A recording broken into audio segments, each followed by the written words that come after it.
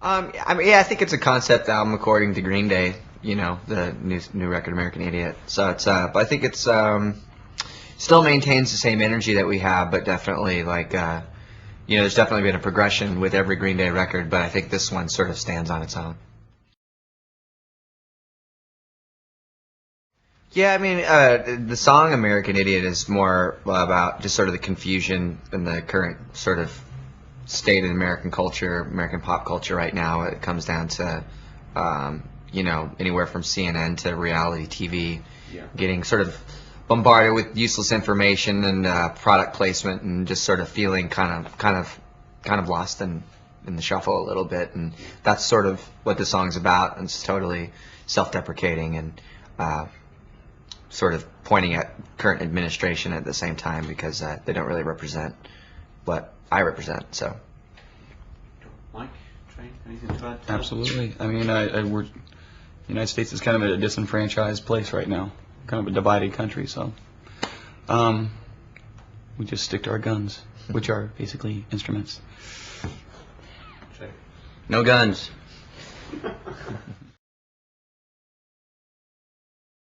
Yeah. Well, I think that the American media sort of it's supposed to be the checks and balances of the government, but it seems so ready to sort of lay down and just sort of not answer those serious questions anymore, or ask those serious questions anymore. But like I said, I mean, basically it's just about the confusion in the whole thing, and and I think there's a thing like people sort of feel silenced a little bit because of they're just afraid to speak their mind and speak their opinion because it's looked at as anti-American if you do. Yeah. I mean, I think it's starting to turn around where people are definitely speaking out against Bush or whatever. But I think sorry, brain fart for a second there. Yeah, it's gonna be interesting to see what happens. That's for sure. But, I think people are sorry. I think people were at first afraid, after like 9/11 and the Dixie Chicks catching a bunch of flack for, speaking their mind. But now it's like coming up to the election time, they're like really, really scared that he's going to be in another 4 years. So they're kind of taking it upon themselves to try and get people to the polls, like the punkvoter.com and Fat Mike, and these people are like really trying to make something happen. I think the song "American Idiot," it's not just something that's necessarily like a negative thing. I think it can be uplifting, and so to get people to rise up and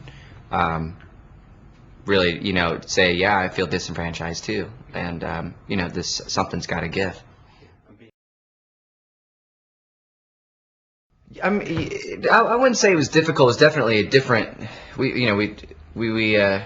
Yeah, it was difficult because it's like we didn't really have band practice. We were just sort of, because I mean, after like 12, 13 years of having band practice together, we don't really need to have band practice really. So we were, just going to the studio and just recording everything. It was like there was no rules, no limitations whatsoever. It's like anything someone wants to bring to the table, then do it. And if that's not it, and leave your ego at the door, and then because that's going to be the beginning of something else. It's like a series of mistakes to find some sort of make some sense out of it. Make some sense out of it. Yeah, it was a very physical record too. I mean, like Billy's in his songwriting, he like sort of squeezed everything he could out of each song to make sure that there's nothing left to be desired. I think we see eye to eye with Rob. He's a musician, and a really good musician actually. Just he knows rock and roll, and he sees it the same way we do in a lot of ways. So, and he helps us get whatever it is we want to get out there. As far as sonically for the record, he helps us get those sounds across. He knows the technical ins and outs of the studio really well. So. It's the same studio. Yeah, he's also sort of like, he's a good coach, he pushes you, and he's one of those guys that's like good at practically everything. So it's good energy to have around. Well, he's got this. You know, the one thing he did have during this record, I think, is he kind of had this undying faith that it's like, no matter what you're doing, you just keep moving forward. You're doing good things. You're making good music. Keep moving forward. And you know, there's moments of doubt and everything that whenever you take on something that big, you know, we're standing at the bottom of this mountain and we got the base of it, and we're going, we got to get to the top. He's going, well, you can do it. Everything's there. Go for it. Keep going. Keep going. And you know, in your moments of doubt, you need that sort of thing, especially when you're taking on a process that's so long. But no, he's wonderful.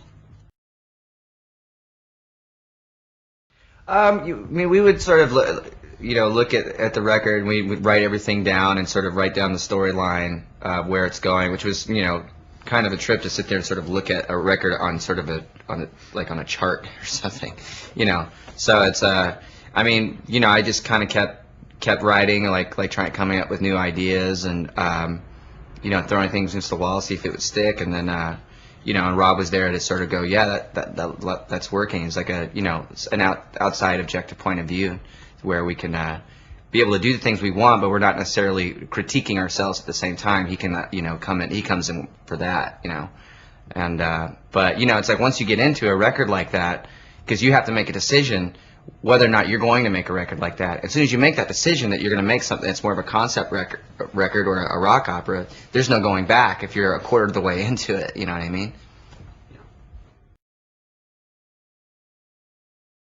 Sometimes, I mean, anywhere. I mean, usually most of the songs that I write, it seems like I write them when I'm going for a walk. So I don't know. But writing from the road is kind of difficult because I don't know. It's hard for people to. I like for people to relate to the songs in a way where it's not relating necessarily like in just a hotel room or something like that.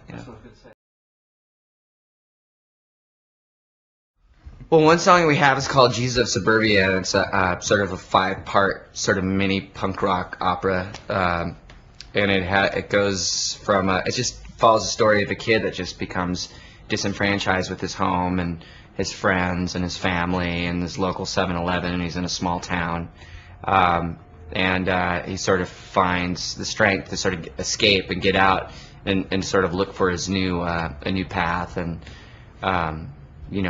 find what his life and his own beliefs and try to find himself. And he's sort of faced with two different paths of like what could be considered rebellion. One side could be self-destructive, or another side that could be his ideals.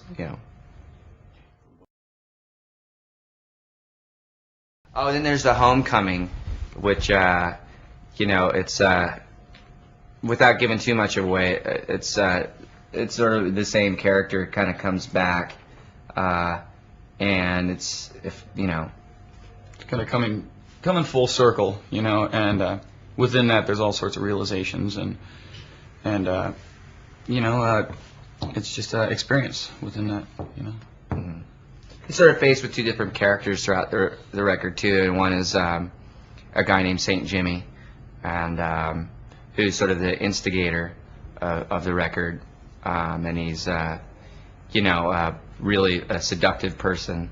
And then there's another person in the song, She's a Rebel, which could be that's the other side that he could choose also. So it's like that's sort of one side is sort of good, one side's evil, and it's up to him what he ends up choosing.